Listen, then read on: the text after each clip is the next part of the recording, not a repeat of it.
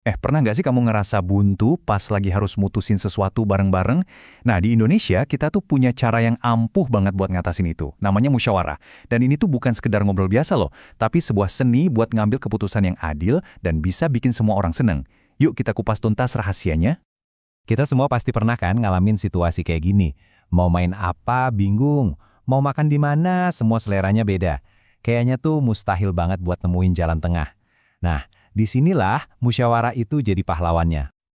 Oke, ini dia peta perjalanan kita. Kita bakal mulai dari dasarnya dulu, terus kita ungkap kekuatan super di balik musyawarah, belajar aturan mainnya, lihat di mana aja kita bisa latihan, sampai akhirnya kamu siap jadi pemimpin diskusi kamu sendiri. Keren kan? Beda pendapat itu wajar banget, malah seru.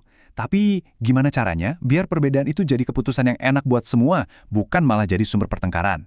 Nah, yuk kita lihat cara khas Indonesia. Ini dia nih, intinya musyawarah. Kata kuncinya itu urun rembuk. Jadi kita duduk bareng, ngobrol dari hati ke hati buat cari jalan keluar.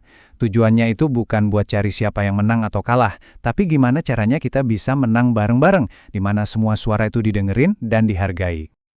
Jadi, apa sih yang bikin musyawarah ini tuh istimewa banget? Kenapa ini bukan sekedar rapat biasa yang ngebosenin? Ayo kita bongkar satu-satu kekuatannya. Percaya atau enggak, musyawarah itu udah kayak ada di dalam DNA kita sebagai bangsa Indonesia. Serius, ini bukan cuma teknik diskusi, tapi udah jadi bagian dari cara kita hidup dan nyelesain masalah bareng-bareng dari dulu. Dan ini bukan main-main loh, saking pentingnya nilai musyawarah ini sampai diabadikan dalam dasar negara kita, Pancasila. Coba deh ingat-ingat lagi, bunyi sila keempat. Yep, disitulah jantung musyawarah berada. Ini nunjukin betapa mendasarnya nilai ini buat kita semua. Manfaatnya? Wah, banyak banget. Musyawarah itu lebih dari sekedar milih antara A atau B. Ini tuh proses membangun jembatan antar kita. Kita belajar dengerin orang, belajar menghargai, berani ngomong, dan yang paling penting nih, belajar buat legawan nerima keputusan bersama, meskipun itu bukan pilihan pribadi kita. Kalau kita sering latihan musyawarah, kita bisa ngebuka kekuatan super yang pertama. Gotong royong. Kita jadi ngerti gimana caranya kerja bareng buat mencapai tujuan bersama, bukan cuma mikirin kepentingan diri sendiri aja.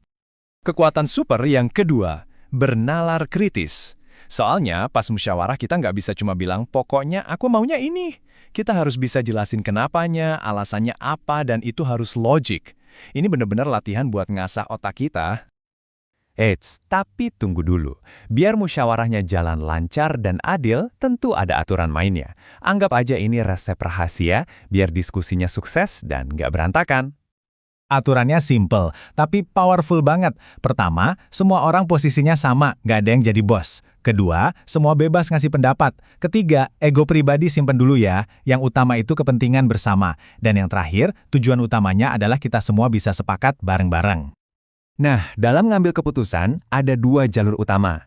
Jalan yang paling bagus dan jadi tujuan utama kita adalah mufakat, di mana semua orang bisa setuju. Tapi kalau jalan ini mentok, baru deh kita pakai jalur darurat, yaitu voting, atau pemungutan suara. Ingat ya, voting itu pilihan terakhir, bukan yang pertama. Bagian paling serunya, musyawarah itu bukan cuma buat para pejabat di rapat-rapat penting. Ini adalah skill kehidupan yang bisa kita latih setiap hari, dimanapun kita berada. Coba deh mulai dari rumah. Daripada cuma orang tua yang nentuan segalanya, ajak semua diskusi. Mau liburan ke pantai atau ke gunung, jadwal bersih-bersih rumah gimana biar adil. Dengan diskusi bareng, rumah jadi terasa lebih milik kita bersama. Di sekolah, wah ini tempat latihan yang sempurna banget. Mulai dari milih ketua kelas, sampai bagi-bagi tugas kelompok. Coba deh kalau tugas kelompoknya dibagi lewat musyawarah, pasti semua anggota tim jadi lebih tanggung jawab dan semangat kan? Terus, di lingkungan sekitar kita, mau bikin acara 17-an yang seru atau ngatur jadwal kerja bakti? Kalau keputusannya diambil bareng-bareng lewat musyawarah warga, dijamin semua pasti bakal lebih ikhlas dan semangat buat ikut serta. Oke, kita udah tahu apa itu musyawarah, apa aja kekuatannya, dan gimana aturan mainnya. Sekarang, bagian yang paling penting, giliran kamu buat beraksi. Jadi, kesimpulannya gampang banget. Musyawarah itu cara khas Indonesia buat menang bareng. Prosesnya bisa bangun karakter kita, dan hasilnya bisa memperkuat persatuan. Ingat aja 4 aturannya, dan mulai coba dari hal-hal kecil di sekitar kamu. Nah, sekarang aku punya tantangan nih buat kamu. Coba deh lihat di sekelilingmu. Pasti ada satu masalah kecil, mau ngerjain tugas kelompok gimana, mau bikin acara apa, yang bisa diselesaikan dengan cara yang lebih baik. Kapan nih kamu mau jadi orang yang bilang, "Hei, gimana kalau kita putusin ini bareng-bareng?" Yuk, mulai dari hari ini.